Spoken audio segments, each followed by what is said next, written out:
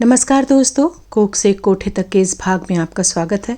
आज आपके सामने रखते हैं हम मनु की स्टोरी। वो मनु जिसकी बलात्कार की सीडी अदालत के सामने पेश होती है और उसको देखकर तारा सुबोध कांत सहाय वाला केस जीत जाती है। आइए शुरू करते हैं। मनु अपने हॉस्टल के कमरे में अकेली थी। उसकी रूममेट नाइट पार्टी के लिए चली गई थी। मनु का पूरा फोकस अपनी स्टडी पर था, इसलिए वो इस तरह की नाइट पार्टीज़ को अवॉइड करती थी। और आज उसकी तबीयत भी कुछ ठीक नहीं थी। कुछ खाने का भी मन नहीं था।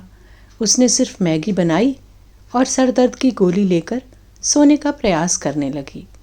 अभी बस 8 ही बजे थे और हॉस्टल के गलियारे बिल्कुल सुनसान हो गए थे। वैसे भी वीकेंड पर ज़्यादातर स्टूडेंट अपने अपने घर चले जाते थे। नेक्स्ट सेमेस्टर करीब था, इसलिए मनु भी घर नहीं गई। लेकिन पता नहीं क्यों आज उसका मन पढ़ने का भी नहीं कर रहा था। न जाने क्यों उसका दिल घबराए ही जा रहा था। तभी उसके रूम का दरवाज़ा किसी ने खटखटाया। कौन है? मनु ने अंदर से पूछा। चौकीदार हूँ साहब, आपसे कोई मिलने आया है तो हम साथ आए हैं। चौकीदार की आवाज़ सुनकर मनु दरवाज़ा खोलते हुए बोली, मुझसे कौन मिलने आया होगा इस समय? हम आए हैं मैडम, सामने खड़े लोगों में से एक बोला। मनु ने दरवाज़ा खोला तो सामने देखा कि 5-6 गुंडे से दिखने वाले लोग खड़े थे। खतरे को भांप कर मनु ने तेज़ी से दरवाज़ा वापस बंद करना चाहा, लेकिन उन्होंने दरवाजे को इतनी ज़ोर से धक्का दिया कि मनु कमरे में दूर जाकर गिरी। 1 सेकंड की बिना देर किए वो सभी लोग कमरे के अंदर आ गए और अंदर से दरवाज़ा बंद कर लिया। इससे पहले कि मनु थोड़ा हौसला कर मदद के लिए चिल्लाती, एक गुड्डे ने आगे बढ़कर उसके मुंह पर कपड़ा रखकर मुंह दबोच दिया। शायद उस कपड़े में क्लोरोफॉर्म था। एक ही क्षण में मनु बेहोश होती चली गई। उसके बाद उसे कुछ भी याद नहीं कि वो लोग उसे कहाँ और कैसे लेकर गए। क्या हॉस्टल में किसी ने भी उसे या उन 5 गुंडों को देखा ही नहीं? जब उसे होश आया तो उसने देखा वो बहुत बड़े से कमरे के कालीन के ऊपर ज़मीन पर पड़ी हुई है और एक सफ़ेद चादर उसके ऊपर है। और उसी कमरे में सोफे पर 4-5 लोग शराब पी रहे हैं, पार्टी कर रहे हैं।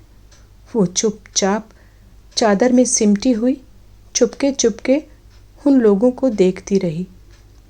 उसके दिलो दिमाग का डर, खौफ, बेचैनी का आलम छाया हुआ था।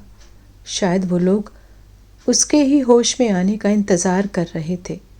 कपड़े और वेशभूषा से तो नेता या मंत्री लग रहे थे। तभी मनु ने महसूस किया कि उसके जिस्म पर जो चादर पड़ी है उसके नीचे उसने कुछ भी नहीं पहना है। वो चौंक पड़ी। हे भगवान, मेरे कपड़े कहाँ हैं? किसने उतारे मेरे कपड़े? हे भगवान, मेरी रक्षा करो। अपनी इज्जत को खतरे में देखकर मनु के हलक से खुटी खुटी सी चीख निकल पड़ी। बस जैसे वो सब इसी बात के इंतज़ार में थे। ये आवाज़ दरिंदों के लिए काफ़ी थी। 2 ही मिनट में वो 5 लोग कहे लगाते हुए उसके चारों ओर घूमने लगे। मनु ने चादर को अपने हाथों से कस कर पकड़ लिया। उस चादर के नीचे वो अपने आप को थोड़ा सुरक्षित महसूस कर रही थी। तभी एक ने आगे बढ़कर उसके शरीर से वो चादर भी खींच ली। मनु चीख मार कर उठकर बैठी और खुद को अपने आप में छिपाने का प्रयास करने लगी। वो लोग उसकी बदहवासी और लाचारी का मज़ा ले रहे थे, क्योंकि वो तो उनके बीच बस एक खिलौना मात्र थी जो उनका मन बहलाने और उनका मनोरंजन करने के लिए वहाँ लाई गई थी। कौन हो तुम लोग? कौन हो? प्लीज़ मुझे छोड़ दो, मुझे जाने दो। मैंने क्या बिगाड़ा है तुम्हारा? मनु की आवाज़ जैसे उनके कानों तक जा ही नहीं रही थी। वो उसकी हर हरकत पर उत्साहित हो रहे थे, एंजॉय कर रहे थे। फिर उन्होंने उसे नोचना खसोटना शुरू कर दिया। मनु की चीखें तेज होती जा रही थीं और उन वहशियों का मज़ा बढ़ता जा रहा था। फिर एक एक करके उन्होंने उसे रौंदना शुरू किया। एक के बाद एक वो अपनी भूख मिटाते रहे। फिर भी उनकी दरिंदगी ख़त्म नहीं हुई। उन्होंने उसे उठाया और उसके नंगे जिस्म को उस बड़े से हॉल के बीचों बीच फेंक दिया। फिर सबने मिलकर एक साथ उस पर टूट पड़े।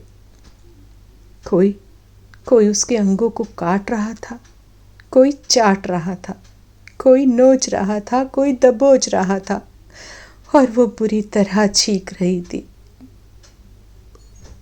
वो सारे वहशी हंस रहे थे। न जाने कितनी देर तक उसका बलात्कार होता रहा। अंततः वो बेहोश हो गई।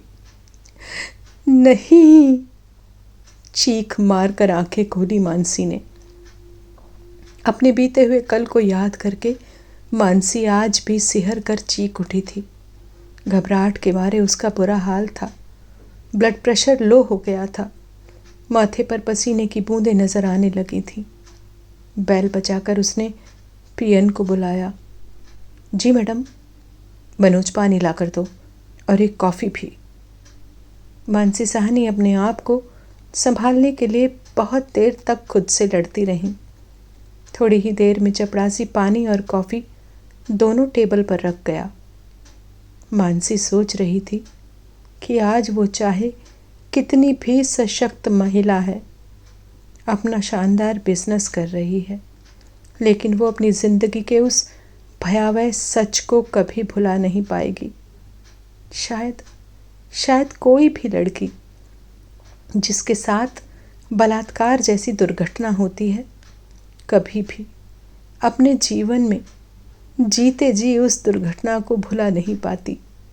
ये एक ऐसा सत्य है जो हमेशा के लिए उसके मानसिक पटल पर चिपक जाता है और वक्त बेवक्त याद आकर उसकी आत्मशक्ति को तोड़ता रहता है। कितना भयानक था वो सब, जिसे आज भी याद करके वो सिहर उठती थी।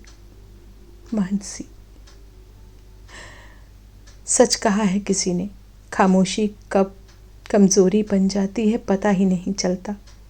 वो तो लड़ना चाहती थी उस वक्त भी, अपने ऊपर हुए इस दुष्कर्म के लिए उन लोगों से बदला लेना चाहती थी, लेकिन उसके पिता के आगे उसकी एक भी नहीं चली।